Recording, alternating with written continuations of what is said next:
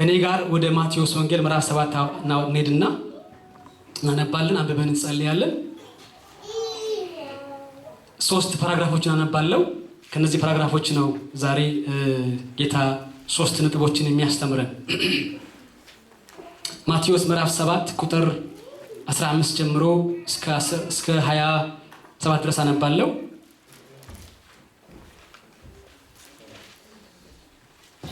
ምንማርበት ርዕስ የመንፈሳዊ ሕይወት ምልክቶች በሚል ርዕስ ይሆናል። የመንፈሳዊ ሕይወት ምልክቶች። እስቲ ይሄን ርዕስ በሉልኝ።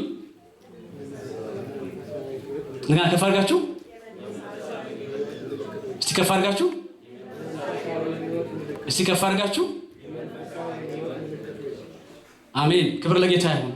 አነባለሁ። ማቴዎስ 7 ቁጥር 15 ጀምሮ የበግ ለምድ ለብሰው ከሚመጡባችሁ በውስጣቸው ግን ነጣቂዎች ተኩላዎች ከሆኑ ከሐሰተኛ ነቢያት ተጠንቀቁ። ከፍሬያቸው ታውቋቸዋላችሁ። ከሾህ ወይን ከኩርንችትስ በለስ ይለቀማልን? እንዲሁ መልካም ዛፍ ሁሉ መልካምን ፍሬ ያደርጋል፣ ክፉ ዛፍ ክፉ ፍሬ ያደርጋል። መልካም ፍሬ ክፉ ፍሬ ማፍራት ወይም ክፉ ዛፍ መልካም ፍሬ ማፍራት አይቻለውም። መልካም ፍሬ የማያደርግ ዛፍ ሁሉ ይቆረጣል፣ ወደ እሳትም ይጣላል። ስለዚህም ከፍሬያቸው ታውቋቸዋላችሁ። ቁጥር 21 ላይ በሰማያት ያለውን የአባቴን ፈቃድ የሚያደርግ እንጂ ጌታ ሆይ ጌታ ሆይ የሚለኝ ሁሉ ወደ መንግሥተ ሰማያት የሚገባ አይደለም።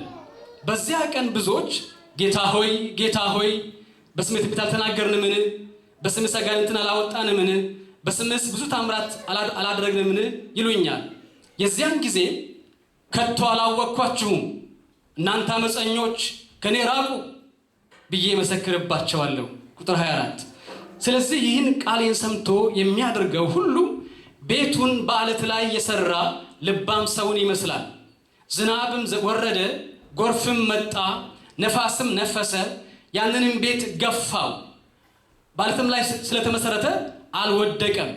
ይህንም ቃሌን ሰምቶ የማያደርገው ሰው ሁሉ ቤቱን በአሸዋ ላይ የሰራ ሰነፍ ሰውን ይመስላል። ዝናብም ወረደ፣ ጎርፍም መጣ፣ ነፋስም ነፈሰ፣ ያንንም ቤት መታው፣ ወደቀም፣ አወዳደቁም ታላቅ ሆነ ይላል። እንጸልያለን። ጌታ እንዲያስተምረን።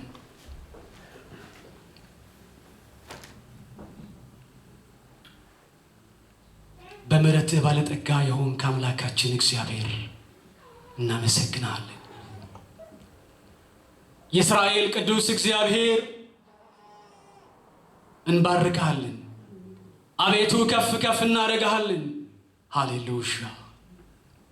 ስለ ህልውና እናመሰግናለን። እዚህ ስፍራ ስላለ ከፍ ከፍ እናደርግሃለን። አባት ሆይ ሃሌሉያ፣ ክብር ለስምህ ይሁን። እግዚአብሔር ትልቅ ነህ። እግዚአብሔር ኃያል ነህ። እንወድሃለን፣ እንገዛልሃለን። ጌታ ሆይ ጸልያለሁ፣ የፊትህ ብርሃን በላያችን ላይ ያብራ። በመካከላችን ጌታ ሆይ ጸልያለሁ፣ ህልውና አቤቱ ክብርህ በሙላት ያግኘን። ተናገረን ዛሬ ጌታ ሆይ፣ ተገናኘን።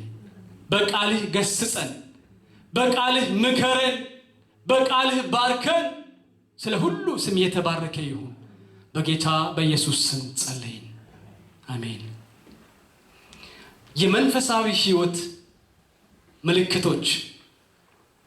ክብር ለጌታ ይሁን። የመንፈሳዊ ሕይወት ምልክቶች። ብዙ ሰው መንፈሳዊ መሆን ይፈልጋል። ብዙ ሰው መንፈሳዊ ሰው መሆን ይፈልጋል። በሕይወቱ ውስጥ መንፈሳዊ ሰው መሆን ይፈልጋል። ግን ደግሞ እንዴት ነው መንፈሳዊ ሰው መሆን የሚቻለው? መንፈሳዊ ሕይወት እንዲኖረን ምን ማድረግ አለብን? አንድን ሰው ሕይወቱ መንፈሳዊ ነው እንዲባል ምንድነው ብቃት? ምንድነው የሚያበቃው? አንድ ክርስቲያን በመንፈሳዊ ሕይወቱ አደገ የሚባለው ወይም መንፈሳዊ የሚባለው ምን ሲያደርግ ነው? ምን ሲሆን ነው? ሲሰብክ ነው? ሲጸልይ ነው? በልሳን ሲናገር ነው? ምን ሲያደርግ ነው መንፈሳዊ የሚባለው? ወገኖቼ የእግዚአብሔር ቃል